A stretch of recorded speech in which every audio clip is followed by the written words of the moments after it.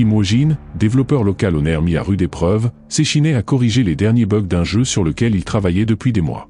Il venait à peine de résoudre un casse-tête particulièrement retors lorsqu'un phénomène étrangement insidieux passa sous son radar. Sans qu'il ne le réalise vraiment, un trou noir avait surgi dans le ciel, juste derrière la vitre de son bureau. Et en une fraction de seconde, tout bascula. Il fut aspiré sans avertissement dans l'univers du jeu, ce même monde numérique qu'il avait contribué à bâtir ligne de code après ligne de code. À son réveil, il se retrouva dans la peau de Decula 1, un antagoniste Oni, détesté par tous, voué à une mort certaine quelle que soit la voie empruntée dans le scénario. Le mépris, la haine, autant de sentiments que ses semblables ne prenaient même plus la peine de dissimuler à son égard. Mais Woo-jin n'était pas homme à accepter docilement un destin tout tracé. Il connaissait les mécaniques du jeu mieux que quiconque, et il lui semblait naturel de vouloir retourner cette connaissance à son avantage, même si cela signifiait marcher à contre-courant du récit prévu.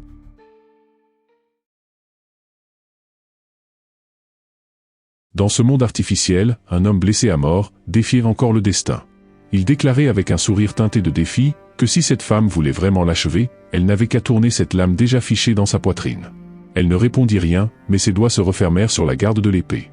Elle la fit pivoter, lentement. La chair se tordit, le sang jaillit, mais aucun cri ne franchit les lèvres de l'homme. Il leva une main tremblante, effleura la joue de la femme, traçant du bout des doigts une ligne de sang. Il murmura qu'elle restait aussi belle, aussi lointaine qu'avant. Elle ne laissa paraître aucune émotion, son cœur était aussi figé que l'hiver. Et pourtant, c'était précisément ce détachement glacial, ces traits impassibles, qui autrefois l'avaient fait tomber amoureux. Elle jugea que sa beauté glacée méritait bien d'être la dernière chose que cet homme verrait. Un sourire discret naquit sur ses lèvres, puis elle toussa du sang, laissant échapper dans un souffle à peine audible, ses ultimes mots dans cet univers numérique devenu plus réel que la réalité elle-même. Woo-jin poussa un soupir lourd de tension, les épaules relâchées. L'écran venait de revenir à la normale. Il reprit le fil de ses vérifications, analysant les statistiques du personnage qu'il incarnait désormais. Decula 1, figure malveillante et réputée, occupait la fonction de professeur principal. Sa magie de base atteignait 3357 points, son talent était évalué à 6. Sa spécialité reposait sur la manipulation magique, avec une affinité pour la terre et le feu, 6 caractéristiques propres, 13 traits de personnalité. Ce n'était pas un simple figurant, Decula 1 était un nom connu dans la communauté de joueurs, boss intermédiaire et pièce centrale de nombreuses branches scénaristiques. Justement pour cette raison, son arc était un nid à bug. Heureusement, la logique du jeu prévoyait qu'il meure 11 heures après le lancement, poignardé par sa fiancée, un événement qui, ironie du sort, ne faisait planter aucun système. Alors qu'il s'apprêtait à poursuivre sa session, il entendit une voix familière l'appeler par son prénom. Il se retourna et vit Anna. Même sans artifice, ses grands yeux restaient saisissants, et sa longue chevelure captait la lumière avec une douceur presque irréelle. Elle était belle, il le savait déjà. Et elle était aussi sa supérieure, chef d'équipe, et ils avaient formé un couple autrefois. Son regard dévia, presque malgré lui vers le pendentif qu'elle portait au cou. Un sourire amer s'invita sur ses lèvres, il lui demanda si sa vie amoureuse se passait bien. Elle répondit dans un souffle mêlé de fatigue et de détachement, qu'ils avaient sûrement hérité l'un de l'autre cette étrange habitude de hausser les épaules face aux questions trop lourdes. Cette réplique réveilla chez lui des souvenirs flous, douloureux. Leur rupture remontait à 6 mois. Il n'y avait pas eu de drame, juste un éloignement, un décalage grandissant. Elle, toujours absorbée par son travail. Lui, résolument plus lent, presque passif. Elle gagnait bien sa vie, assez pour deux, mais à force, elle n'avait plus supporté son inertie. Et lui n'avait jamais trouvé la force de changer. Il lança, mi-blagueur mi-amer, qu'il espérait la voir bientôt mariée. Elle soupira simplement. Il se demanda aussitôt s'il n'avait pas été un peu mesquin. Mais elle ne releva pas. Elle se contenta de lui recommander de retourner bosser. Elle lui demanda où en étaient les tests. Par réflexe, il haussa les épaules en répondant que tout avançait tranquillement. Elle ajouta presque en s'éloignant, que certains paramètres méritaient encore quelques ajustements. Il comprit alors qu'il allait devoir revoir le modèle 3D. Il pesta en silence, contre ces scénaristes qui ne cessaient de réécrire l'histoire. Jetant un œil à l'horloge, il vit qu'il était déjà 21 heures. La nuit était tombée, et sa to-do list restait désespérément longue. Anna était revenue sur ses pas, comme si un détail lui était soudain revenu en mémoire. Puis l'interrogea, connaissait-il vraiment le modèle de Decula 1 ? Lorsqu'il apprit que le personnage s'inspirait de lui, il resta figé, les sourcils légèrement froncés par la surprise. Anna expliqua que c'était précisément pour cette raison qu'elle avait pour habitude d'éliminer Decula 1 dès les premières heures de jeu. L'intéressé répliqua que si l'on s'en tenait aux dernières paroles du personnage en jeu, il avait du mal à voir la moindre ressemblance. Anna ne s'attarda pas davantage et lui conseilla de se recentrer sur les tests, demandant où il en était. Il détourna les yeux de l'écran un instant avant de répondre que dans le fond, le jeu était captivant. Il expliqua que l'univers se déroulait dans un monde hybride, brassant des éléments culturels allant du XIVe au XXe siècle, un RPG ambitieux, porté par une narration dense et des ramifications scénaristiques complexes. Ce qui le démarquait vraiment, c'était son niveau de difficulté élevé et la façon dont chaque choix influençait durablement l'intrigue. Bien qu'il s'agisse d'un jeu solo, l'intelligence artificielle poussée et les personnages entièrement développés avaient conquis une vaste communauté. Puis, son regard se perdit vers la fenêtre. D'un ton à moitié ironique, il demanda si la personne qui attendait Anna dans la voiture était moins rancunière que lui. Anna répondit en souriant que cette personne était quelqu'un de bien, tout simplement différent. En entendant cela, il sentit une forme de soulagement l'envahir. Et lorsqu'elle ajouta presque comme une parenthèse qu'il restait lui aussi quelqu'un de bien, quelque chose en lui s'apaisa, malgré un léger malaise persistant. Il se dit que si l'homme dans la voiture était réellement quelqu'un de bien, il n'y avait pas de raison de s'inquiéter. Quand Anna annonça qu'elle devait partir, il se contenta de lui répondre au revoir. Elle lui glissa qu'il devait prendre soin de lui, puis s'éloigna. Dans un murmure à peine audible, il souffla à son tour un « Prends soin de toi », mais il était le seul à l'entendre. Au fond, ces mots ne s'adressaient peut-être qu'à lui-même. Un soupir plus tard, il reporta son attention sur l'écran. Il trouva que le designer avait fait preuve d'une cruauté raffinée. Le personnage inspiré de lui possédait 6 traits de caractère. Et pas les plus flatteurs. Intimidation, autorité naturelle, génie précoce, magie de base, volonté de faire, et sens aigu de l'esthétique, tout ce qu'il fallait pour camper un antagoniste charismatique et redouté. Mais à ses yeux, génie précoce, combiné à magicien ordinaire, c'était surtout un cocktail déprimant. Dans le background du jeu, Decula 1 avait été encensé très jeune comme un prodige de la magie, mais en vérité, il ne valait guère mieux que les autres mages. C'est son arrogance nourrie par ses origines nobles, qui avait sculpté sa personnalité imbuvable. Son profil psychologique frôlait la caricature, élitiste, perfectionniste à l'excès, obsédé par les règles, ultra-compétitif, hypersensible aux codes aristocratiques, autorité tyrannique, posture calculée, calme froid comme le marbre. À cela s'ajoutait une volonté mentale hors norme, une passion dévorante pour les arts et un athéisme inébranlable. Il jugea l'ensemble franchement peu flatteur. Même s'il reconnaissait quelques similitudes de surface, il refusa d'admettre qu'il partageait ce goût du paraître, cette obsession des règles ou ce foutu élitisme. Il se défendit aussi d'avoir les épaules pour incarner une telle autorité. Agacé, il scruta l'écran avec plus d'attention, s'attardant sur les lignes de code qui définissaient la personnalité du personnage. C'est à ce moment-là qu'il tomba sur une caractéristique inattendue, empathique. Sur un coup de tête, il décida d'ajouter ce trait à la liste. Puis, dans la foulée, il enchaîna « richesse inestimable, toucher d'or, vue perçante, volonté d'acier ». Il piochait parmi les qualités les plus brillantes, comme un enfant dans un panier de bonbons. Lorsqu'il s'arrêta, une vague de culpabilité le traversa. Peut-être était-ce trop. Peut-être qu'il valait mieux remettre tout comme avant que le système ne s'emballe et que le personnage devienne incontrôlable. Après tout, il n'avait pas envie de créer un monstre, même s'il s'agissait d'un reflet de lui-même. C'est alors qu'un son d'alerte retentit bruyamment, manquant de le faire tomber de sa chaise. Le logiciel de messagerie de l'entreprise indiquait que Ren, le scénariste du jeu et responsable du département IA, lui demandait s'il était encore en train de travailler. Il répondit par l'affirmative et ajouta que, s'il y avait besoin de modifier le modèle 3D, il s'en chargerait immédiatement. Tout en tapant, il bougea sa souris, prêt à effacer les modifications qu'il venait d'apporter. Ren répondit que cela ne concernait pas le modèle, et lui demanda simplement d'attendre et de regarder. Intrigué par cette demande étrange, il hésita, se demandant ce que signifiait ce « regarder ». Il jeta un œil autour de lui, le bureau était vide. Il demanda à Ren s'il était en train de l'observer. Ren lui répondit rapidement avec un émoji souriant, que non, il lui demandait simplement de regarder dehors. Il ne se méfia pas et tourna la tête vers la fenêtre. À travers la vitre parfaitement propre, il aperçut un éclair zébrant le ciel. Ses yeux s'écarquillèrent tandis qu'une lumière éblouissante l'assaillit. Une onde de choc puissante ébranla le monde entier.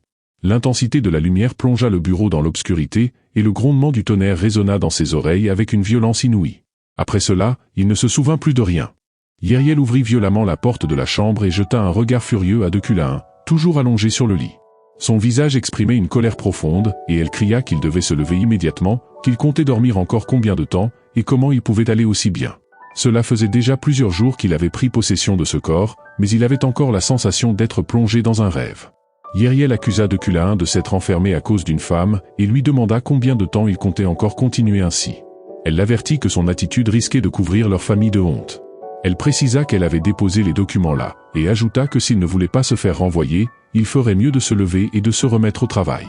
Depuis ce jour où le ciel avait brusquement changé, il s'était retrouvé dans un endroit inconnu, incarné dans un corps qu'il ne reconnaissait pas. Une semaine s'était écoulée depuis. Il comprit alors qu'il avait été transporté dans l'univers du jeu qu'il avait lui-même conçu. Certains décors familiers le lui confirmaient. Et parmi tous les personnages possibles, il était devenu celui qui connaissait le destin le plus tragique, un homme condamné à mourir quoi qu'il fasse. Il était devenu le grand antagoniste, Decula 1. En un clin d'œil 7 jours passèrent, durant lesquels Decula 1 tenta en vain de comprendre pourquoi il était piégé dans ce monde. Il en conclut que ce n'était ni un rêve, ni un état de conscience altéré, ni même une réalité virtuelle. La seule explication qui lui paraissait plausible était qu'il avait été frappé par la foudre et qu'il se trouvait à présent dans l'au-delà.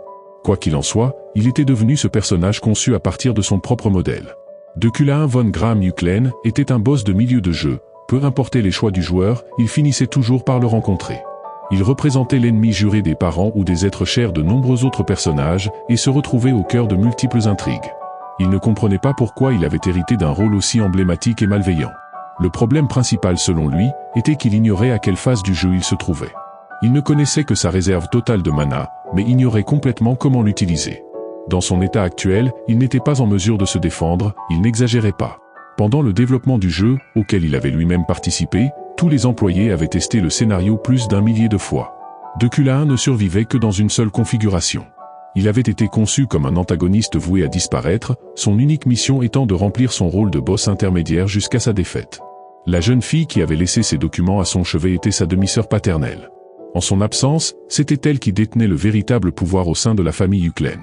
La relation entre Yriel et Decula 1 était loin d'être harmonieuse. Decula 1 rassembla les papiers qu'elle avait jetés, se disant qu'aller en cours était pour l'instant une décision sage.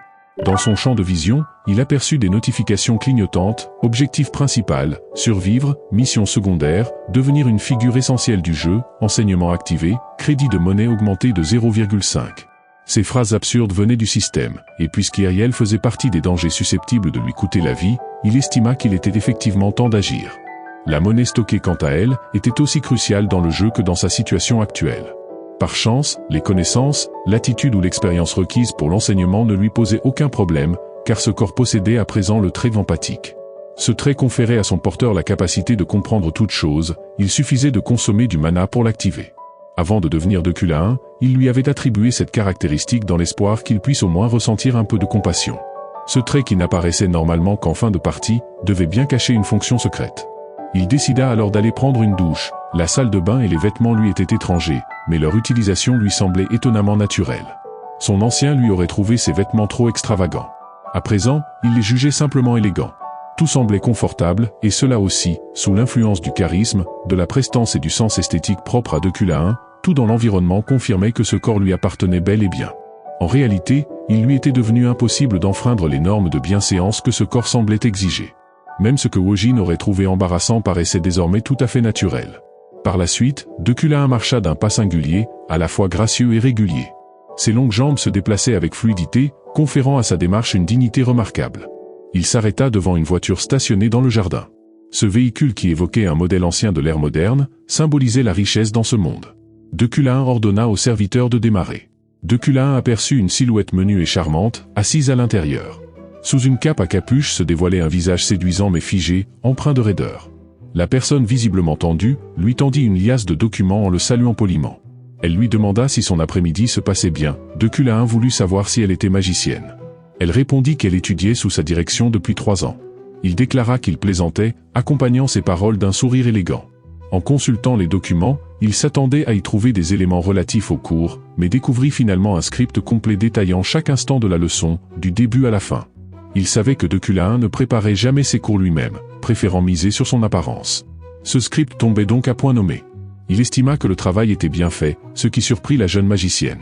30 minutes plus tard, Decula 1 arriva à l'université impériale, son lieu de travail. Il entra dans le grand amphithéâtre Loteo, dédié aux cours de magie. Se tenant près de l'estrade, il déclara qu'il était Decula 1 von Graham Ucklén, professeur confirmé de la Tour des Mages, et qu'il avait été chargé d'assurer ce cours. Il annonça que la leçon allait débuter. Cependant, pour certains cette perfection apparente n'était qu'un masque. Une magicienne en robe murmura des insultes à voix basse. Elle affirma que Decula 1 était l'ennemi de son père, qu'ils se retrouvaient enfin face à face. Elle déclara que 3 ans auparavant, Decula 1 avait tué son père, un homme qui avait consacré sa vie à la recherche sur l'interprétation des sorts. Après le vol de son manuscrit, son père avait été brisé et avait fini par se donner la mort. Elle révéla que celui qui avait volé cette thèse était ensuite devenu célèbre comme un génie de l'interprétation magique, et que cet imposteur n'était autre que Decula 1. À l'époque, elle n'avait rien pu faire. Après la mort de son père, elle avait tout perdu, sa maison, ses terres, sa noblesse, et jusqu'au moindre bien de valeur. Elle avait erré, sans refuge. C'est alors qu'elle avait juré de se venger de cet homme abject. Depuis ce jour, elle avait persévéré sans relâche, de jour comme de nuit, et avait finalement réussi à intégrer l'université impériale où Deculain enseignait. Elle affirmait connaître une vérité que les autres étudiants ignoraient. Le prétendu talent de Deculain n'était qu'une imposture, construite sur la gloire volée à son père. Elle s'interrogeait sur le fait qu'après avoir détruit une famille entière, Deculain puisse se tenir là, comme si de rien n'était. Elle déclara que la place qu'il occupait aurait dû revenir à son père. Elle exprimait le désir profond de révéler la vérité immédiatement et de le tuer sur le champ. Mais elle avouait devoir encore se contenir, car pour accomplir une vengeance parfaite, elle devait d'abord se préparer davantage. Il annonça mentalement qu'il était temps de commencer le cours. Il invita alors l'assemblée à prêter attention et proposa de se présenter à nouveau comme disciple de la Tour des Mages. Le professeur a-t-il indiqué qu'il avait été désigné comme conférencier invité et que de ce fait, tout le monde ici devait déjà en être informé. Il expliqua que la magie se divisait en 3 attributs principaux et 9 catégories. Les attributs incluent l'origine, qui constitue l'élément fondamental de la magie, la matière qui la compose, ainsi que les matériaux et les moyens permettant de lancer des sorts. Quant aux catégories, elles incluent l'invocation, l'énergie spirituelle, la destruction, l'assistance, le contrôle, l'extension, l'enchantement et la coordination. Enfin, il y a la spécialisation. Il précisa que tous les magiciens doivent se concentrer sur l'attribut et la catégorie qui leur conviennent le mieux, afin de réussir dans le domaine de la magie. Au vu de son explication, il pensa que cela se passait bien mieux qu'il ne l'avait imaginé. Ce n'était pas seulement la première fois qu'il donnait un cours, mais en plus il s'agissait d'un sujet qu'il ne maîtrisait pas vraiment, la théorie magique. Bien qu'il se contentât de lire un script préparé, il semblait pourtant très familier avec le contenu. La présence de dignité et de prestance dans sa manière d'être avait capté l'attention de tout le monde, tandis que son trait d'élitisme l'empêchait de se sentir mal à l'aise sous les regards de la foule. Il n'éprouvait aucune pression, au contraire, il trouvait cela parfaitement naturel. Ces caractéristiques de Deculain le rendaient effectivement apte à être un enseignant. Il expliqua que l'énergie magique se stockait dans différentes parties du corps, avec des méthodes d'utilisation variées selon les zones. Généralement, les magiciens stockaient leur pouvoir dans le cerveau, car il était plus facile d'imaginer les sorts dans cette région. Les chevaliers, eux, stockaient leur énergie dans le cœur, le principal organe nourrissant tout le corps en sang. Enfin, le dantian était le meilleur endroit pour stocker l'énergie pour tout un chacun, car c'était l'endroit où l'énergie interne et externe se croisaient le plus fréquemment. Il conclut en disant que bien qu'il soit important de travailler dur, il était tout aussi crucial de choisir prudemment et de se concentrer sur ses propres talents, surtout si ceux-ci faisaient défaut. Ce conseil était parfaitement approprié pour Deculain. En réalité, Deculain n'était pas particulièrement doué. Bien que son niveau de magie soit actuellement de 3375, un personnage bien connu possédait un pouvoir magique de plus de 30 000 dès le début. Ce fait que Deculain devait bien garder en tête, ne se révélait pas dans les paroles de ce personnage, ce qui était bien regrettable. À mesure qu'il parcourait la dernière partie du script, Deculain se sentit ennuyé. Il s'arrêta un instant, se demandant si l'ancien Deculain aurait hésité à lire cette partie. Il demanda alors s'il y avait d'autres questions. Un silence complet régna dans l'auditoire. Décontracté, il se préparait à quitter la scène quand, soudainement, une magicienne en robe leva la main et se leva. Elle s'adressa à Deculain avant même qu'il n'ait pu parler, en lui demandant ce qu'il pensait d'un mystérieux sort découvert la veille dans les dortoirs des magiciens, un sort qui aurait pu être l'œuvre d'un démon. Deculain, suivant son instinct de noble, interrompit immédiatement l'individu, malgré un malaise intérieur, et lui demanda si elle faisait partie de la Tour des Mages de l'université. Si c'était le cas, elle devait d'abord se présenter en mentionnant son nom et son affiliation. Le magicien s'apprêtait à répondre quand Deculain, coupant court, déclara qu'il n'allait pas répondre à la question d'un homme sans savoir-vivre. La magicienne rougit de honte. Déjà fatiguée par l'intense dépense de magie pour analyser de nouveaux sorts, environ 1300 points rien que pour ce cours, Deculain se sentit quelque peu étourdi et décida que le cours devait être terminé. Il se dirigea vers la sortie, tandis que la magicienne restait seule au centre de la salle, sujet aux moqueries des autres. Alors que la magicienne, dans un dernier éclat de défi, traça un sort dans l'air à l'aide de son énergie magique, le faisant léviter, elle poursuivit en déclarant que la Tour des Mages traitait cet incident comme une rumeur et refusait de déchiffrer le sort en question en raison de la réputation de Deculain. Elle se demanda alors pourquoi Deculain n'avait pas su déterminer immédiatement la catégorie du sort. Deculain observa silencieusement cette magicienne, surpris par son audace. Après tout, la plupart des gens éprouvaient de la crainte à l'égard de Deculain. Et le sortilège qu'avait présenté la magicienne était effectivement étrange. Contrairement au cercle magique habituel composé de lignes droites ou de courbes, celui-ci ressemblait plutôt à un enchevêtrement de parasites vivants, entrelacés comme s'ils formaient une entité organique. Dès que Deculain utilisa sa compétence de compréhension des attributs pour analyser ce sort, sa réserve de mana passa brutalement de 3375 à seulement 360 points. Éphérène, l'élève en robe longue qui l'avait interpellé, poursuivit en expliquant que plusieurs novices avaient tenté d'analyser ce sort dans le dortoir, sans succès. Elle lui demanda s'il pouvait au moins leur donner une piste. Deculain répondit qu'il n'y avait nul besoin de piste ni d'autre aide, ce sort relevait de la catégorie des enchantements, et plus précisément d'une barrière magique. Il en conclut que quelqu'un avait probablement cherché à les piéger. Éphérène resta interdite, incapable de comprendre pleinement ce que cela impliquait. Deculain, sans se retourner, quitta l'auditorium. La scène se déplaça alors vers la cafétéria du campus. Éphérène, visiblement contrariée, piquait son homuris avec sa fourchette tout en soupirant. Elle avait tenté de mettre Deculain en difficulté pendant le cours, consciente que sa capacité de décryptage magique n'était pas censée lui revenir de manière légitime, elle pensait qu'il l'avait obtenu par fraude, un héritage volé à son propre père. Elle avait cru qu'en forçant Deculain à analyser un nouveau sort sans préparation, il paniquerait. Mais en réalité, devant toute la classe, Deculain l'avait mise en échec, et cette humiliation lui avait appris qu'il ne fallait pas le sous-estimer. Pourtant, elle avait tiré un certain enseignement de l'échange. Elle ricana en se rappelant que Deculain avait catégorisé ce sort mystérieux comme un enchantement, tout en se disant qu'il avait probablement manqué d'expérience. Car l'enchantement était l'une des écoles magiques les plus complexes. Il exigeait une quantité immense de mana et visait à altérer la perception humaine, un processus lent et inefficace, et surtout, nécessitait un support matériel. Sans un tel support, il était presque impossible à lancer. Elle en conclut que Deculain n'était qu'un imposteur.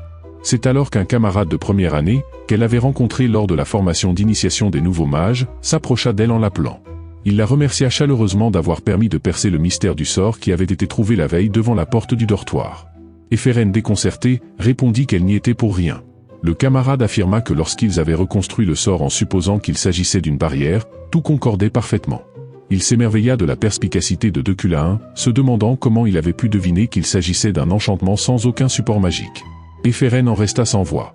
Le camarade ajouta qu'il devait bientôt remettre leur rapport de recherche, et qu'il comptait inscrire son nom comme contributrice. Éphérène refusa d'abord, puis finit par accepter par contrainte.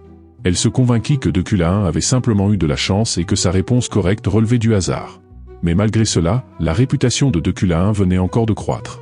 Refusant de se soumettre à cette réalité, Éphérène sortit une feuille de son sac à dos, c'était le programme d'un cours avancé réservé aux mages confirmés. Ce programme intitulé « Compréhension des attributs élémentaires » valait 5 crédits et était enseigné par Deculain von Granan-Uklen lui-même. Bien que ses affinités magiques ne relèvent pas des éléments, Éphérène pensait que ceux-ci formaient la base de toute magie, et qu'il valait mieux connaître ses ennemis pour ne jamais perdre. Elle n'avait donc aucune raison d'ignorer ce cours. Elle fixa le syllabus en grinçant des dents, et jura intérieurement que Deculain finirait par regretter son arrogance. Quant au protagoniste, il était en train de chercher désespérément des toilettes, victime d'un besoin pressant. Une réaction bien peu digne du vrai Deculain, preuve que malgré certaines de ses caractéristiques héritées du personnage, il demeurait en grande partie le jeune homme originaire de la petite ville d'Imayu. Et son malaise était bien réel. Cela provenait d'une accumulation de stress mental dont il ne s'était jusque-là pas rendu compte. Bien qu'il fût intérieurement très anxieux, il continuait à marcher avec l'élégance parfaite d'un mannequin, dissimulant toute émotion tout en poursuivant discrètement ses recherches. Soudain, il aperçut à l'autre bout du couloir une jeune femme, Julie, qui se tenait là immobile. Après qu'il eut exprimé qu'il ne l'avait pas vue depuis longtemps, Julie lui demanda comment il allait. C'était une question à laquelle Kim Woo-jin ne pouvait répondre. Julie poursuivit alors en lui demandant s'il se souvenait de la promesse faite une semaine plus tôt, ajoutant qu'il avait manqué à sa parole. Comme il n'avait aucune idée de ce dont elle parlait, il acquiesça en silence et tenta de s'éclipser, car il avait un besoin urgent d'aller aux toilettes. Julie fit un pas de côté pour lui barrer le chemin, puis déclara qu'il devait conclure un pacte. Si Kim Woo-jin faisait preuve d'honnêteté et reconnaissait toutes les tromperies et mensonges qu'il avait commis jusqu'à ce jour, elle affirma qu'elle resterait à ses côtés pour toujours, même si le monde s'effondrait. Pris au dépourvu, Kim Woo-jin lui demanda ce qu'il avait promis. La colère de Julie le fit frissonner.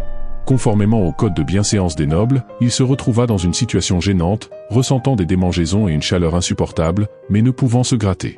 Il tenta alors d'expliquer, avec embarras, qu'il avait peut-être oublié leur échange à cause d'une maladie accompagnée de fièvre survenue récemment. Julie soupira, mêlant son désarroi à un mépris visible, avant de s'éloigner, attristée et déçue. Même en s'éloignant, Kim Woo-jin sentait encore le poids de son regard sur lui. Julie considérait que ses fiançailles avec Deculain avaient été conclues pour assurer la stabilité politique. Elle pensait que Deculain était un génie de la magie, tandis qu'elle-même, en tant que chevalière née avec des talents exceptionnels, voyait ses compétences destinées à être reconnues durant des siècles. Si ces deux personnes parvenaient à vivre en harmonie, cette union deviendrait selon elle, une alliance idéale à la fois sur le plan politique et généalogique. Cette union arrangée avait été approuvée par les nobles des familles Uklen et Freden. Personne n'y avait trouvé à redire, car elle promettait de renforcer la puissance des deux clans. Julie se disait que cela faisait simplement partie de ses devoirs familiaux, même si elle n'avait jamais ressenti le moindre amour pour lui à aucun moment. Cependant, les deux familles avaient fini par découvrir la vérité, tout le talent attribué à Deculain n'était qu'une illusion. Il était devenu le plus jeune professeur de haut rang de l'histoire de la tour de magie, mais, après un certain incident, sa brillante carrière avait pris fin brusquement. Malgré cela, les familles Uclen et Freden avaient choisi de dissimuler la vérité. Ces deux maisons prestigieuses ne voulaient pas devenir la risée de la haute société. Leur lien étroit avec le monde politique les empêchait de révéler publiquement leurs failles.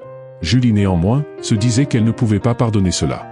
Elle affirmait pouvoir supporter un mariage sans amour, mais non une vie fondée sur le mensonge. Elle considérait que c'était là une question d'honneur, en tant que chevalière. Julie était convaincue que Deculain devait corriger ses erreurs, mais celui-ci venait de trahir ses engagements. Elle prit alors la décision de rompre cette union malheureuse, persuadée que leur relation touchait à sa fin. La scène changea, Deculain se mit en route vers son lieu de travail, la tour de magie.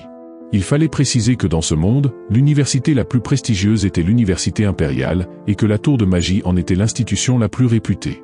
Pour donner un parallèle, l'école de magie était à cette université ce que la faculté de médecine est à l'université nationale, tandis que la tour de magie pouvait être comparée à son hôpital universitaire. En marchant, il remarqua soudain que quelqu'un le suivait de très près. Un instant, il se demanda s'il s'agissait d'un assassin, mais il réalisa ensuite qu'il s'agissait simplement du magicien qui l'avait accompagné depuis qu'il avait pris la voiture. Bien qu'il ignorât qui il était, ce magicien gardait constamment la tête baissée, son visage caché sous sa longue cape. Il lui demanda s'il s'appelait Zoro, ce qu'il nia vivement en déclarant que son nom était Allen. Il lui répondit qu'il avait dû se tromper. En arrivant à son bureau et en s'asseyant sur sa chaise, il fut attiré par un document posé sur le bureau, ressemblant à un registre de signature. Allen l'avait informé qu'il s'agissait de la liste des apprentis mages ayant reçu une bourse cette année. En consultant le document, il avait rapidement compris de quoi il s'agissait. Dans ce monde, la tour de magie s'apparentait à un institut de recherche dans le monde réel, où les financements jouaient un rôle crucial. Les mages avaient non seulement besoin de ressources considérables pour développer leur sort, mais également pour subvenir à leurs besoins quotidiens, suivre des entraînements et s'améliorer. En parcourant les noms, il avait remarqué que certains brillaient d'une lueur dorée. Deculain avait aussitôt compris par instinct que ces noms étaient associés à un potentiel de rendement élevé. Cette intuition devait sûrement découler de ces deux attributs particuliers, celui de marchand fortuné et celui de clairvoyant. Il avait poursuivi sa lecture jusqu'à tomber sur un personnage au nom bien connu, Eferen Luna, 17 ans, de l'élément matériel, spécialisé dans la destruction et le soutien. Pourtant, le montant de sa bourse était de 0 sur 500 000. Sur la photo, elle arborait de longs cheveux gris pâle, et ses yeux d'un vert émeraude semblaient transpercer l'objectif. Une colère sourde et une insatisfaction contenue s'y lisaient clairement. Elle possédait ce charme indomptable brut, presque féroce, une beauté farouche que rien ne semblait pouvoir apprivoiser. Deculain se souvenait des rumeurs qui couraient, autrefois dans son ancienne entreprise, certains prétendaient qu'elle nourrissait une haine viscérale à son encontre, un ressentiment lié à son père. Curieux, Deculain interrogea Allen, pourquoi Luna n'avait-elle pas bénéficié d'une aide financière? Il répondit alors après un instant de flottement, que si aucun professeur ni mécène ne s'était proposé pour soutenir Luna, c'était à cause de Deculain lui-même. Il se frotta le menton, l'air songeur, comme s'il cherchait à formuler les choses avec diplomatie. Deculain comprit aussitôt, Luna le considérait comme un ennemi. Et si les choses suivaient le fil du jeu original, sa fin serait inévitable, il périrait encore et toujours. Chaque version du jeu conduisait à sa mort. Transpercé de flèches, foudroyé, éventré, réduit en cendres. Peu importait la forme, l'issue restait la même. C'est pourquoi il décida d'emprunter une autre voie, d'agir différemment dans le jeu, de faire des choix que Deculain n'aurait jamais envisagés. Il sélectionna plusieurs noms sur la liste, mais garda le nom du mécène secret. Il valait mieux éviter que cette information ne provoquât des interférences imprévues. Puis il congédia Allen, qui s'éclipsa sans tarder comme s'il avait anticipé l'ordre. Resté seul, Deculain pivota lentement sur sa chaise, faisant face à l'immense bail vitré. Il murmura pour lui-même qu'il lui faudrait amasser une fortune s'il voulait survivre. Chaque pièce, chaque cristal, chaque grain d'or comptait. Certains de ses ennemis pouvaient être repoussés simplement avec de l'argent. Grâce à ses attributs spéciaux et à quelques investissements avisés, il avait les moyens de générer des profits considérables. Toutefois, une autre question s'imposa à lui, une fois cette fortune acquise, que ferait-il? Car d'autres personnages puissants, bien nommés et tout aussi ambitieux, viendraient l'affronter, un à un, et il devrait survivre à chacun d'eux. Il comprit alors que sa seule ressource véritable serait sa propre puissance. Bien que Deculain n'eût jamais maîtrisé les 4 éléments comme il le prétendait, il dominait la terre et le feu avec un certain talent. Il s'était même attribué une compétence rare, la transmutation. Elle lui permettait de transformer des objets en or. Une magie littéralement précieuse. C'était grâce à cette maîtrise des métaux qu'il avait pu activer le fameux navire étoilé volant, une appellation pompeuse pour désigner une application avancée de la télékinésie. Certes, cette magie ne jouissait pas d'un grand prestige, reléguée aux marges de l'enseignement, mais elle pouvait se révéler redoutable si combinée à des métaux de haute qualité. Il songea alors à une autre voie, celle de la magie de manipulation, subtile et délicate, mais d'une efficacité redoutable. Il jura d'en explorer les moindres recoins. Dès lors, les sorts élémentaires de manipulation affluèrent dans son esprit. C'était comme s'ils y avaient toujours dormi en silence, attendant d'être éveillés. Il n'aurait jamais cru pouvoir les utiliser avec une telle facilité, et ce n'était encore qu'un niveau basique. Avec la télékinésie avancée, il atteindrait un seuil de puissance redoutable. Il réfléchit alors à la meilleure manière d'exploiter cette magie. Et s'il gravait les cercles magiques directement sur son propre corps? Dans ce monde, plus un cercle magique était vaste, plus son effet était puissant. Et grâce à sa capacité de compréhension hors du commun, il pouvait envisager de les inscrire non seulement sur son cerveau, son cœur, mais sur l'ensemble de son corps. Il fit circuler le mana dans tout son corps, amplifiant la télékinésie à son maximum. Il savait que cela aurait des effets secondaires, mais grâce à son attribut unique, le corps d'acier, il pouvait les encaisser. Il lui restait environ 800 points de mana, suffisant pour tenter un essai. Il activa alors sa compétence de compréhension, puis lança la magie. Une douleur effroyable le transperça aussitôt, il eut l'impression que ses os se brisaient, que ses muscles se détachaient de l'intérieur. Pourtant, il ne laissa échapper aucun cri, pas même un souffle. Il considérait cela comme une affaire de fierté. Lorsque le mana s'épuisa, l'épuisement s'abattit sur lui comme un marteau. Il avait échoué, mais il avait progressé. Un cercle magique s'était gravé sur son épaule. À ce rythme, 2 semaines suffiraient pour couvrir tout son corps. Un mois plus tard, dans la tour universitaire de magie, Decula donna son premier cours, ou plutôt, il afficha une consigne, une séance d'études autonome. Éphérène en entrant, découvrit une salle qui ressemblait davantage à un gymnase magique qu'à une salle de classe. Le plafond semblait toucher le ciel, le sol était recouvert de terre, de puits, de buissons, d'arbres. Éphérène fronça les sourcils, ce professeur, pensa-t-elle, avait un style qui ne lui ressemblait qu'à lui. Afficher une note au lieu de faire cours, c'était bien son genre. Elle se demanda ce que cela révélait de sa personnalité. Perdue dans un tourbillon de pensées, Éphérène n'avait pas vu venir la silhouette raffinée qui avançait droit sur elle. Le choc fut sec, presque brutal. Quand elle releva enfin les yeux, son cœur sembla rater un battement. Devant elle se tenait Sylvia von Josephinilade. Pas une inconnue, pas une simple élève. Une noble issue d'une lignée ancestrale, au prestige écrasant. Sylvia dégageait cette froideur aristocratique qu'on n'apprend pas, elle l'incarnait. Et ce jour-là, rien n'avait changé, son regard chargé d'un mépris cinglant, balaya Éphérène comme s'il s'agissait d'une poussière sur sa route. Sans prononcer un mot, Éphérène la regarda s'éloigner lentement. La mâchoire crispée, une seule préoccupation submergeait son esprit, Sylvia ne l'avait pas reconnue. Plus tard, Éphérène activa son bracelet magique, une lumière bleutée, douce mais vive, s'en échappa. Sous ses yeux, une petite tour apparut. Fine, légèrement bancale, mais stable. Une construction fragile certes, mais née de ses propres efforts. Et pour elle, c'était déjà une victoire. Elle se surprit à penser qu'un jour, elle érigerait des tours bien plus grandes, bien plus belles.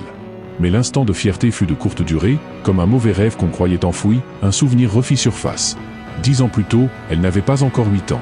Ce jour-là, les troupes commandées par Gilson Hilade, le père de Sylvia, avaient encerclé sa maison. Une descente froide et humiliante. Ils avaient traité sa famille comme des déchets, des moins que rien. Tout ça, simplement parce que les pouvoirs de son père et son potentiel effrayaient les grandes familles. Depuis ce jour, une rancune tenace s'était enracinée en elle. Et là, Sylvia, passait devant elle sans un regard, comme si elle n'existait pas. Soudain, Éphérène sentit quelque chose d'étrange. Sa petite tour magique rétrécissait, les matériaux fondaient, puis elle comprit. Sylvia absorbait la structure, elle en siphonnait l'essence magique pour créer une sculpture. Intriguée, Éphérène s'approcha. Elle lança sur un ton faussement léger, si Sylvia comptait vraiment utiliser cette vieille ferraille. Elle prétendit avoir cru que ce n'était qu'un déchet sans intérêt. Mais dans le fond, elle la provoquait. Elle voulait la faire réagir. Elle la soupçonnait même de feindre l'ignorance, de faire semblant de ne pas la reconnaître. Et presque instinctivement, elle lâcha une pique, Sylvia aurait-elle peur qu'on la surpasse? Elle qui pendant cette longue année, avait suspendu sa formation magique, pour n'en suivre que 3 au final. Elle, Éphérène, n'avait compté sur personne, pas de faste, pas de maître. Elle avait tout appris seule. Sylvia répondit avec ce calme glaçant qui lui allait si bien. Elle affirma ne pas la connaître, mais admit connaître son père. Elle le qualifia d'aristocrate prétentieux, d'imposteur. Puis d'un ton presque détaché, elle ajouta que probablement, il était déjà mort. Éphérène se chargea immédiatement de mana, poussée par la colère. Sa main se leva, et une sphère d'énergie crépitante s'y forma. Quelqu'un hurla, mais trop tard. La rage d'Éphérène éclata, elle jura à voix haute. Sylvia la fixa impassible, mais son regard se durcit. Elle jugeait l'attitude d'Eferen d'une insolence intolérable. Mais Eferen ne recula pas. Elle lança d'un ton clair que dans la tour de magie, les titres ne signifiaient rien. Et puis elle ajouta, presque en défi, « Tu veux voir quelque chose d'encore plus insolent ?» Sans prévenir, elle attrapa brutalement les cheveux de Sylvia. Et pourtant, Sylvia ne broncha pas. Sa voix en revanche, claqua dans l'air comme une lame de glace, « Si tu ne me lâches pas, je te tranche le poignet. » Un étudiant s'écria que tout le monde devait regarder dans une autre direction. Efferer et Sylvia tournèrent la tête et découvrirent qu'un vide s'était formé à l'endroit où leur magie s'était percutée. À l'intérieur, un bruit de broyage assourdissant se faisait entendre, et les métaux chauffaient jusqu'à devenir rouge vif. Quelqu'un cria que tout allait exploser et exhorta tout le monde à fuir. Les mages s'empressèrent d'ériger des barrières protectrices. Puis, un bruit de métal qui se tord retentit, suivi d'une violente explosion. Efferer, dissimulée derrière le bouclier qu'elle avait activé à partir de son bracelet, comptait les secondes en silence. Cependant, le choc attendu ne survint pas. Elle découvrit stupéfaite, un éclat métallique figé devant ses yeux. Partout autour d'elle, des fragments de métal suspendus dans les airs flottaient, comme si la gravité avait disparu. C'est alors qu'une voix glaciale et tranchante se fit entendre, ordonnant à tous de ne pas bouger et de rester sur place. Aussitôt, les fragments métalliques se mirent à s'aligner deux par deux, sans que Deculain n'ait levé le moindre doigt, flottant avec grâce avant de s'empiler soigneusement derrière lui. Un murmure d'émerveillement parcourut la foule. Même Efferer, qui pourtant détestait Deculain, ne put s'empêcher d'admirer la beauté presque artistique de sa magie. Deculain déclara que le cours était terminé, ajoutant que les fauteurs de troubles devaient rester. Les autres étaient libres de partir. Sous le regard furieux qu'il posa sur l'assemblée, chacun baissa la tête. Efferer comprit alors qu'elle avait provoqué un sérieux incident. Le décor changea brusquement, dans le sous-sol glacial de la tour des mages, l'air semblait transpercer la peau. C'était la salle d'audition du comité disciplinaire. Sur cette siège trônaient les membres chargés de faire respecter le règlement de l'académie. De l'autre côté d'une vitre invisible, Efferer et Sylvia, anxieuses, attendaient leur sentence. Le président du comité demanda pourquoi ces deux élèves s'étaient battus. Il expliqua qu'il ne le savait pas encore, car il n'avait pas encore interrogé les concernés. Ce conflit semblait découler d'un différend personnel. Comme Sylvia était l'héritière du clan Hilad, tandis qu'Efferer n'était qu'une noble de nom sans réelle influence, le verdict du comité disciplinaire semblait assez prévisible. Deculain plissa les yeux et observa avec attention l'étrange aura rouge et noire qui émanait du corps d'Efferer. Il se demanda si elle le sentait. Cette atmosphère étrange, semblable à un courant d'air diffus, ne pouvait être perçue que par quelqu'un doté d'une vision extrêmement affûtée. Il s'agissait d'un signe manifeste de la destinée des antagonistes, tout le monde souhaitait leur mort, mais ce qui échouait à les tuer ne faisait que les renforcer. Il conclut que si lui-même n'arrivait pas à changer le cours des choses, la mort s'approcherait inévitablement de lui. À cet instant, le comité disciplinaire se préparait à formuler une recommandation concernant les nouveaux mages Efferer et Sylvia. Dès l'ouverture de la séance, les échanges devinrent vifs. Le doyen Léline s'emporta, condamnant le recours à la magie en pleine salle de classe. Il affirma que sans l'intervention du professeur en chef Deculain, l'incident aurait pu entraîner des blessures. Il demanda les raisons de la bagarre.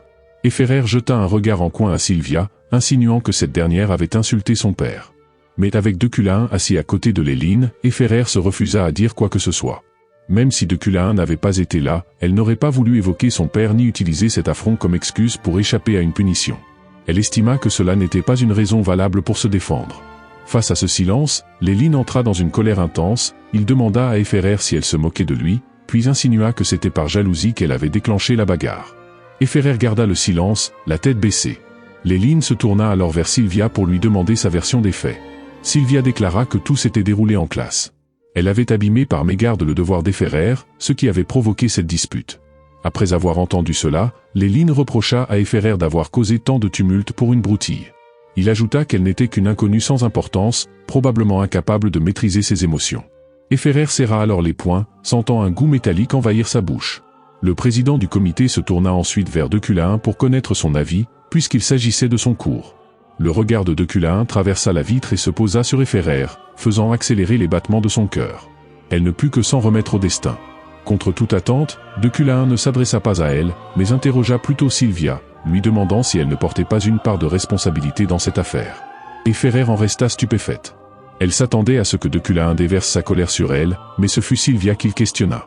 Il affirma que Sylvia aurait pu empêcher l'incident et lui demanda si elle avait sciemment attendu que l'explosion magique blesse quelqu'un, ou si son pouvoir tant vanté se limitait à cela. Sylvia reconnut qu'elle aurait pu intervenir, mais qu'elle avait choisi de ne pas le faire. Elle ajouta qu'elle avait voulu accentuer les fautes d'Efferer pour les rendre plus graves qu'elles ne l'étaient. Efferer fut déconcerté par cet aveu, incapable de comprendre les motivations de Sylvia. Léline coupa alors court en déclarant que seul l'agresseur était en tort, et non celle qui s'était défendue. De Culain tourna légèrement la tête et foudroya Léline du regard, lui reprochant de ne s'attacher qu'à l'ordre des événements. Il admit que la responsabilité lui revenait peut-être, pour avoir mal organisé son cours, et lui demanda si c'était cela qu'il voulait entendre. Le président du comité annonça ensuite qu'aucune sanction ne serait infligée ni à Ferrer, ni à Sylvia, précisant que les enfants grandissaient aussi à travers les conflits. Toutefois, il avertit que la prochaine fois, il n'y aurait aucune indulgence. À ces mots, Sylvia se leva brusquement et quitta la salle sans même un regard en arrière. Ferrer, quant à elle, demeura figée, observant à travers la vitre les professeurs du comité de discipline qui quittaient la pièce à leur tour. Revenant soudain à elle, elle s'écria, demandant qu'on l'attende, affirmant qu'elle avait encore quelque chose à dire à De Culain. Ce dernier laissa alors échapper un léger rire, presque imperceptible, disant qu'il venait de comprendre que c'était elle, dans l'amphithéâtre ce jour-là. Ferrer tressaillit, saisie de crainte, mais elle affirma tout de même qu'elle voulait lui poser une question. Elle souhaita savoir s'il se souvenait du nom Luna, et s'il connaissait cette personne, son père, celui qui avait vécu une vie de souffrance sous un fardeau accablant, et qui s'était suicidé, rongé par la haine, 3 ans plus tôt. Mais alors qu'elle hésitait, De Culain l'interrompit, affirmant qu'il n'était pas nécessaire d'en dire davantage. Il ajouta qu'elle était une gemme précieuse et qu'il ne fallait pas gâcher un tel don. Sur ces mots, il s'éloigna, sans qu'Ferrer pût le retenir. Seul dans la salle d'interrogatoire désormais vide, Ferrer se repassa en boucle les paroles de De Culain. Elle conclut qu'il la connaissait, elle ainsi que son père, et interpréta cela comme un reste de compassion, né d'une culpabilité enfouie quant à la mort de celui-ci. Elle se sentit en colère, mais aussi bouleversée par cette pitié à laquelle elle ne pouvait échapper. Pourtant au final, elle éprouva un certain soulagement. Le simple fait que De Culain sache lui sembla suffisant. Elle essuya les larmes au coin de ses yeux, frotta vigoureusement son nez rougi, puis quitta la pièce. Dans la voiture, Sylvia, installée sur le siège passager, regardait silencieusement par la fenêtre. Grichon lui demanda si elle avait agi volontairement. Sylvia hocha doucement la tête. Grichon déclara alors qu'il comprenait, expliquant que l'autre possédait peut-être du talent, mais qu'il était déjà trop tard. Il se remémora le jour de l'examen d'entrée à l'académie, 10 ans auparavant, quand lors des tests d'aptitude organisés dans la région d'Ilade, 2 prodiges furent repérés. Sylvia en faisait partie, et l'autre était Éphérène, issue d'une branche éloignée de la même famille.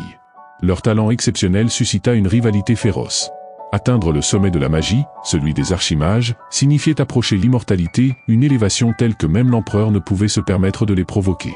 Ceux qui atteignaient ce niveau étaient désignés comme de grands mages, et leur nom demeurait gravé à jamais dans l'histoire du continent. Selon la tradition, il ne pouvait y avoir que 3 grands mages par époque, indépendamment des catégories ou des affinités élémentaires. Il s'agissait là d'une règle tacite du monde de la magie. À cette époque, seul Demacan avait atteint le rang d'éternel, laissant donc 2 sièges encore vacants. La présidente de la tour de magie, Adeline, figurait parmi les principales candidates pour l'un de ces postes. Ainsi, il apparut que Sylvia, fille de la famille Ilade, et Ferrer, issue de la branche lointaine des Luna, n'avaient d'autre choix que de se disputer la dernière place. Sylvia expliqua que sa famille, les Iliades, avait profité des tensions entre les clans pour réprimer les Luna. Elle admit que tout cela n'avait eu qu'un seul but, lui permettre à elle-même de s'élever au rang de grande magicienne, à la place des Ferrer. Grichon rappela alors à Sylvia de se méfier de De Culain, ce garçon autrefois considéré comme un prodige. Bien qu'il semblait désormais en stagnation, il était tout à fait capable de renaître de ses cendres à tout moment. Sylvia répondit qu'elle en avait conscience, affirmant que De Culain avait compris la vérité sur toute chose, et qu'il l'avait poussé dans ses retranchements. Elle confia avoir tendu un piège à Ferrer. Le sort qu'elle avait lancé ne réagissait qu'à la magie d'Ferrer Luna, déclenchant une explosion si elle utilisait ses pouvoirs. Elle ajouta que si l'incident avait dégénéré, Ferrer aurait été puni plus sévèrement. Pourtant, De Culain avait déjoué sa machination. Sylvia précisa qu'elle avait même pris soin de vérifier l'absence de dispositifs de surveillance magique dans l'amphithéâtre avant d'agir. Mais De Culain n'avait pas dit clairement qu'elle en était responsable, il s'était contenté de lui reprocher de ne pas être intervenu. Selon elle, il s'était servi de cette situation comme prétexte pour la faire plier à sa volonté. Elle déclara qu'elle n'avait eu d'autre choix que d'obéir à sa menace. Jusqu'alors, elle le croyait simplement arrogant et trop sûr de son talent, mais à présent, elle s'interrogeait sur sa véritable nature. Quelques jours plus tard, le majordome roi au service de De Culain frappa à sa porte pour lui demander s'il était prêt à participer à une réception. Il répondit qu'il descendait immédiatement. Il pensa alors que sans surprise, prendre le parti des Ferrer durant la réunion du comité disciplinaire avait été la bonne décision. Il affirma avoir ainsi éliminé une variable mortelle tout en récoltant une certaine quantité de monnaie d'échange pour la boutique. Il reconnut n'avoir jamais imaginé que l'élève qui poserait cette question serait Ferrer elle-même, mais constata qu'à ce moment-là, cette dernière nourrissait déjà une profonde hostilité envers De Culain. Il ajouta que cela pourrait également conduire Sylvia à le haïr, mais qu'il devait d'abord régler ses propres priorités. Il confia qu'il aurait voulu éviter autant que possible les événements de la haute société, mais qu'il ne pouvait se permettre de rater l'occasion d'obtenir plus de jetons pour la boutique. Il lui en fallait au moins 5 pour accéder à cette dernière. Il arriva rapidement à un château imposant situé au cœur du quartier le plus huppé de Hélésie, la capitale. C'était un lieu de rassemblement réservé à la noblesse. Dans la foule, il aperçut alors un personnage clé, Ganesha, une aventurière au nom bien connu. De Culaain reconnut qu'elle possédait une puissance remarquable, figurant 5e au classement initial des combattants. Avec ses longues mèches rousses attachées en couette et son expression constamment irritée, elle donnait l'impression de détester ce genre de soirée. Malgré la foule qui l'entourait, De Culaain avoua s'être senti poussé à l'approcher.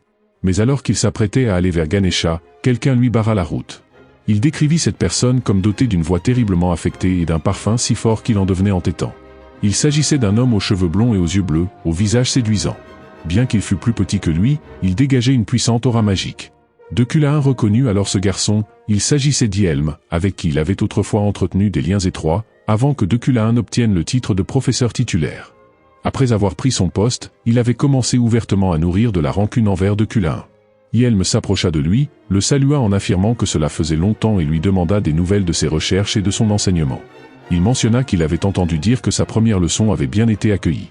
Néanmoins, De Culaain ne répondit pas à cette question, ce qui poussa Ielm à exprimer faussement son inquiétude, en affirmant que récemment quelques individus grossiers avaient mis en doute sa réputation, et qu'il espérait vivement voir ses recherches magiques aboutir à de grandes découvertes. Il conjectura qu'il avait dû faire des progrès majeurs dans ses études, bien que 3 années se soient écoulées. Avec une feinte bienveillance, il ajouta que si ses recherches se révélaient trop complexes et qu'il n'arrivait pas à percer un mystère, il n'avait qu'à le solliciter, se montrant prêt à lui prêter main forte, tout en enveloppant ses paroles d'ironie. Cette provocation aurait peut-être eu un effet sur le De Culaain d'autrefois, mais sur Wojin, elle n'avait aucune portée. Il balaya l'épaule d'Ielm du regard à la recherche de Ganesha, qu'il ne trouva pas. Ielm continua alors, affirmant que si lui-même agissait de manière hautaine et impolie, personne ne l'apprécierait, et que dans la société aristocratique, perdre les faveurs était une situation courante. Il ajouta que selon lui, il devrait abandonner ses recherches sur la création d'éléments purs. De Culaain s'approcha d'Ielm et lui ordonna de cesser de se mêler de ses affaires, le qualifiant de fromage qui pue. Ielm mal à l'aise, bafouilla et s'éloigna, tandis qu'il partait à grands pas pour échapper à l'importun. Une fois débarrassé d'Ielm, une foule de nobles se précipita vers lui, comme s'il l'attendait depuis longtemps. Cela résumait bien la raison pour laquelle De Culaain n'aimait pas participer à ces événements sociaux. Il se mit à chercher un endroit isolé. Après avoir monté les escaliers du 3e étage, il s'adossa à la fenêtre du couloir pour reprendre son souffle. C'est alors qu'il entendit son nom, prononcé par Ganesha. Il se tourna, surpris de la voir. Elle s'approcha de lui les yeux grands ouverts, et lui demanda ce qu'il faisait là. De Culaain répondit sans expression, qu'il s'était perdu. Elle crut qu'il plaisantait, pensant qu'il était en réalité à sa recherche. Elle se tenait à côté de lui, et d'un regard en coin, il la jaugea. Elle imagina qu'il l'attendait et sourire aux lèvres, joignit les mains pour s'excuser de la mission précédente. Elle lui expliqua avoir remboursé la compte et les amendes, lui demandant de la laisser passer cette fois-ci. En voyant qu'il ne réagissait pas, elle fit une moue, ses queues de cheval se balançant de chaque côté, et reprit « J'ai trouvé une jeune fille extrêmement talentueuse. Bien que je ne puisse pas dire si c'est un don pour la magie, mais elle est remarquable. J'aurais aimé vous la présenter, mais je me suis attaché à elle et n'ai pas pu vous l'amener. » Il comprit alors ce qu'elle voulait dire. De Culaain avait probablement l'intention d'utiliser une enfant talentueuse pour compenser ses propres insuffisances. Ganesha lui demanda combien de temps il comptait continuer ainsi. Il ne répondit pas. Lorsqu'il avait pris possession du corps de Culaain, il avait pensé qu'autrefois, ce dernier acceptait les flatteries des personnes inutiles, trahissant la confiance des proches et blessant de nombreuses personnes pour préserver sa réputation. Il lui dit qu'il comptait désormais changer de vie.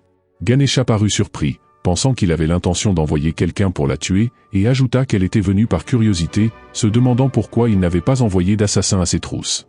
De Culaain lui répondit qu'il n'avait aucune raison de la tuer maintenant. Avec ses compétences, cela reviendrait à se suicider. Il ignorait ce que l'ancien De Culaain aurait fait, mais Ganesha était un personnage de renom, capable de tuer d'un simple cheveu. Il comprit que De Culaain n'avait pas envoyé quelqu'un pour assassiner Ganesha, peut-être en raison de son propre changement de corps. S'il l'avait fait, Ganesha serait déjà morte. Il se dirigea alors vers les escaliers, et Ganesha lui demanda s'il pouvait croire qu'il n'avait pas l'intention de planifier un assassinat ou de l'expulser de la guilde. De Culaain répondit que ce serait une perte de dignité, et continua sa marche. Il sentit les yeux de Ganesha fixés sur lui, et entendit cette dernière marmonner qu'il semblait avoir mangé quelque chose de mauvais. Comme Ganesha l'avait suggéré avec l'influence de la famille Uklen, il pouvait exercer une pression sur elle via la guilde des aventuriers. Cependant, si les choses tournaient mal, cela pourrait déclencher une variable de mort, une situation où il perdrait toute chance de recevoir une récompense. Quelques instants plus tard, alors que le protagoniste se trouvait dans le couloir, il fut surpris par une soudaine pénalité sous forme de monnaie de la boutique. Cette sanction semblait être une conséquence directe de la conversation qu'il venait d'avoir avec Ganesha, qui avait été interprétée comme une variable de mort. Dans une autre pièce, Julie affirma qu'elle n'avait jamais voulu venir ici dès le départ. Rayleigh, avec prudence, lui demanda comment s'était passée sa récente expédition. Julie, perplexe, demanda ce qu'elle entendait par là. Rayleigh mentionna que cela avait un rapport avec le professeur de Culain, ajoutant que beaucoup de rumeurs circulaient récemment. Julie répondit d'une voix faible mais nette que cela s'était très mal passé. C'est alors que de Culain apparut en haut des escaliers du 2e étage. Rayleigh, surprise, pensa qu'il restait toujours aussi séduisant malgré ses 33 ans. Contrairement à ses habitudes, de Culain, qui était généralement le dernier à quitter les événements sociaux pour affirmer son prestige, portait déjà son manteau et se dirigeait vers la sortie. Les nobles stupéfaits le regardaient s'éloigner d'un pas solennel qui résonnait dans le grand hall. Tous se demandaient pourquoi il partait si tôt, certains se demandant même si cela avait un lien avec Julie.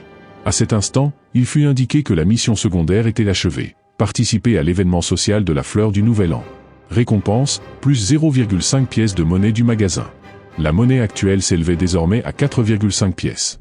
Cela faisait maintenant une semaine que de Culain avait participé à la cérémonie de la fleur du Nouvel An. Une semaine intense où il n'avait pas seulement pratiqué les sorts de mémoire et les rudiments de la télépathie. Il s'était aussi lancé dans un entraînement physique rigoureux, car il avait pris conscience d'un point faible, un point critique, son corps. Cette révélation lui était venue après une tentative désespérée, une action si risquée qu'il avait frôlé la mort. Il se disait que si son corps n'avait pas été renforcé par cette capacité spéciale, ce corps d'acier, il serait probablement mort ce jour-là. C'est à ce moment-là qu'il comprit que s'il voulait évoluer, il devait autant entraîner son corps que ses compétences magiques. Depuis, chaque matin il s'astreignait à une discipline stricte. Et ce jour-là ne faisait pas exception. Aux premières lueurs du jour, il s'était rendu à la tour magique de l'université. Là, installé sobrement sur une chaise de bureau, il examinait ses notes lorsqu'Alan entra, tenant une enveloppe scellée entre ses mains. Une lettre venait d'être déposée par la tour magique. De Culain ouvrit l'enveloppe. Le cachet était officiel, une convocation du comité d'évaluation des qualifications professorales, une audience était fixée dans 6 mois. Il lui était demandé de présenter l'ensemble de ses recherches et leurs avancées. Ce courrier sonnait comme un avertissement, les travaux de Culain étaient déjà considérés comme stagnants, et cela avant même son arrivée dans ce monde, c'était une épée de Damoclès. Il comprit que son poste de professeur, cette façade indispensable pour mener à bien sa mission, risquait de lui échapper. Et sans ce statut, tout espoir de retour dans le monde réel s'envolerait. Il se disait qu'il trouverait peut-être quelque chose d'utile dans le laboratoire privé du professeur de Culain. Mais à son arrivée, il fut frappé par l'abandon des lieux. Tout semblait figé dans la poussière. Le désordre ambiant témoignait d'un long oubli. S'il avait encore mis les pieds ici récemment, se disait-il, l'endroit n'aurait jamais été dans un tel état. Son regard fut attiré par une dalle de carrelage légèrement bombée, d'où s'échappaient de petites bulles dorées. Après un nettoyage rapide, il découvrit un vieux porte-document en cuir abîmé par le temps. En l'ouvrant, il tomba sur une liasse de feuillets, entièrement codés, un travail d'érudition crypté, conçu pour dissimuler des recherches sensibles. Il tenta de percer le mystère à l'aide de sa capacité de compréhension. Mais la magie fut consommée à une vitesse fulgurante.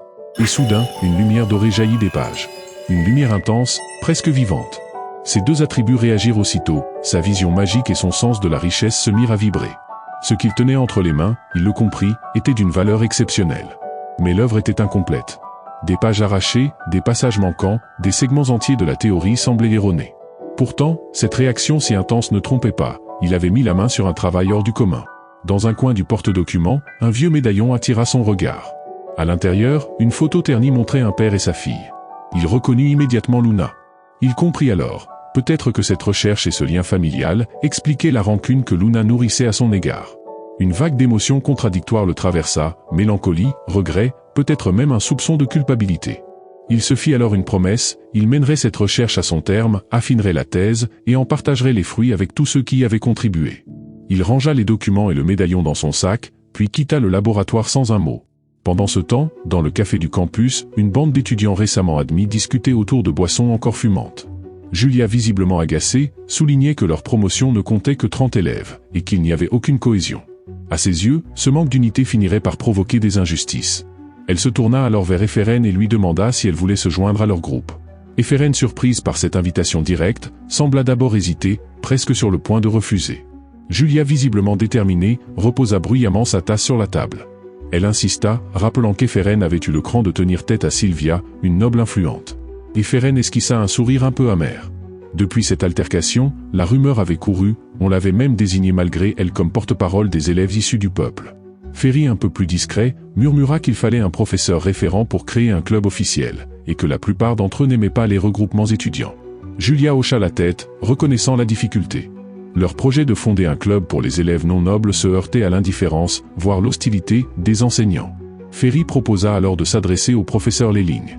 Mais Julia balaya l'idée d'un revers de main, ce dernier favorisait ouvertement les nobles et ignorait les plaintes des autres. Londo, en retrait, glissa que Deculain n'était même pas une option envisageable.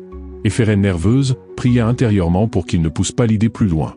Mais Julia, toujours aussi imprévisible, déclara que justement, Deculain était peut-être le plus juste de tous. Il ne faisait aucune distinction, il ignorait aussi bien les nobles que les roturiers.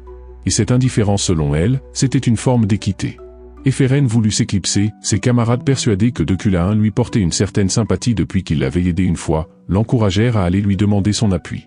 Elle secoua la tête, elle leur répondit qu'elle ne pensait pas qu'il l'appréciait, et que de toute façon, il ne lui paraissait pas être ce genre de personne. Pourtant au fond, quelque chose clochait, elle trouvait cette situation de plus en plus étrange. Et plus que tout, elle ne voulait pas être mêlée davantage à cet homme. Sur un élan irrépressible, Eferen se leva d'un bond, et quitta le café en courant, comme si l'air lui manquait soudain. Julia, toujours la fiche de proposition en main, n'hésita pas une seconde à la suivre. Elle finit par lui attraper la main, tentant de la retenir. Dans leur bousculade, un frisson parcourut Julia, son visage perdit soudain ses couleurs. Intriguée, Eferen releva les yeux, inquiète, et là, elle le vit. Un homme venait d'apparaître, vêtu d'un costume taillé au millimètre, cravate noble ornée d'un insigne doré, col impeccable, mâchoire anguleuse. Il la toisait de haut, d'un regard aussi tranchant que l'acier, un regard qui figeait le temps. Le sang d'Eferen ne fit qu'un tour. Elle vacilla, à deux doigts de perdre connaissance. Ses camarades avaient déjà pris la tangente, s'éclipsant comme des ombres. Deculain ordonna alors à Eferen de s'écarter. Mais au lieu de fuir, Eferen sentit une étincelle s'allumer en elle. Elle mordit sa lèvre, raffermit sa prise sur la proposition, et malgré l'hésitation initiale de ne tendre qu'une main, elle leva finalement les deux, dans un geste formel. Elle présenta le document à Deculain, avec toute la politesse qu'elle pouvait rassembler. Elle expliqua qu'elle souhaitait créer un club, et qu'elle avait besoin de sa signature, en tant que professeur référent. Elle ajouta qu'elle ne comptait pas le déranger davantage, mais que les autres enseignants refusaient de soutenir un projet destiné aux élèves du peuple. Il ne lui restait plus que lui. Les bras d'Eferen tremblaient légèrement sous la pression de ce silence lourd, imposé par la simple présence de Deculain. Sans un mot, il signa le document, le lui rendit d'un geste sobre, et indiqua qu'elle devait compléter les informations avant de le déposer à son bureau. Puis il tourna les talons, s'éloignant sans même un regard en arrière. Eferen resta là, immobile, fixant sa silhouette s'effacer au loin. Ses camarades réapparurent, ébahis. Ils peinaient à croire qu'elle avait réellement obtenu la signature de Deculain, un homme connu pour son indifférence absolue, qu'il s'agisse de noble ou de roturier. Il était 15 heures, et l'atmosphère dans la salle de classe de la Tour des Mages, section A, était chargée d'électricité. Deculain, fidèle à lui-même, enseignait avec une rigueur quasi militaire. Il expliquait que les éléments constituaient le fondement de toute magie. Beaucoup, disait-il, n'avaient toujours pas compris la différence entre les catégories de magie et les éléments purs. Pour illustrer ses propos, il prit l'exemple d'une simple flamme.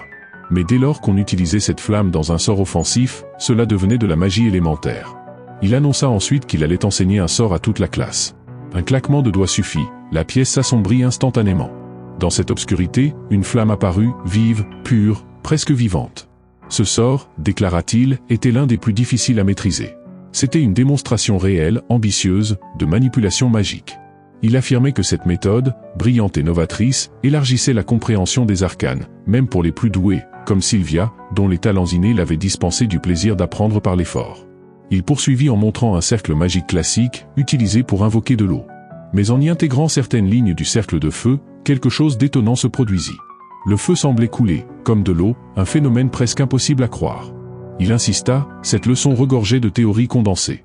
À ses yeux, les mages véritablement brillants agissaient par instinct. Pour eux, la théorie était une cage. Si l'on se contentait de reproduire les schémas existants, la magie stagnait, elle devenait prévisible et figée. Mais cette stagnation, affirmait-il, n'arrivait jamais, parce que le trop-plein de théories privait les mages de pratique. Chercher à comprendre la magie par la seule analyse était selon lui, une impasse. Cela nuisait à l'émergence des véritables maîtres. Le paradoxe de la magie, disait-il, c'est qu'elle exige une intuition rare, mais que cette intuition, justement, ne peut être transmise. Et pour quelqu'un comme lui, dont les capacités avaient toujours été remises en question, offrir un cours aussi rigoureux relevait presque de l'exploit. Sous le choc de ce qu'elle avait appris en cours, Eferen regagna son dortoir, le cœur encore battant. En approchant, elle s'arrêta net. La porte était couverte d'injures griffonnées avec rage. Devant, posé sur le sol, un certificat de parrainage semblait attendre. Elle songea que vu l'agitation qui l'entourait, personne n'aurait l'audace de lui offrir un tel soutien. Pourtant, le destin facétieux semblait décidé à la surprendre. Avec les puissantes familles Hilad et de Culain qui l'épiaient sans relâche, qui oserait s'engager à ses côtés? Cela semblait insensé. Déterminée, elle décida d'utiliser ce certificat qu'elle soupçonnait falsifié pour dénoncer certains élèves auprès de l'administration de l'académie, les accusant de fraude ou de tentative de sabotage. Résolue, elle se dirigea vers le bureau administratif de Rota. Là, on lui assura que le parrainage était authentique. Cette nouvelle aussi soudaine qu'inespérée, la plongea dans une euphorie qu'elle peinait à contenir. Était-ce réel? Elle se demandait si elle ne nageait pas en plein rêve. Une crainte diffuse l'envahit à l'idée que d'autres découvrent cette chance inouïe. Sans perdre une seconde, elle regagna sa chambre, fébrile, et commença à rassembler ses affaires, prête à saisir cette opportunité à tout moment. En repensant à l'employé croisé plus tôt, elle se demanda s'il n'avait pas tenté de la charmer, attirée par cette fortune soudaine. Était-ce l'émotion qui lui jouait des tours? Dans sa hâte, elle se cogna la tête, mais une pensée persistait, quelqu'un, quelque part, avait enfin vu son talent. Peut-être qu'il restait dans ce monde souvent cruel, des personnes capables de reconnaître la valeur d'une autre, peut-être qu'il existait encore, quelque part, un peu de bonté.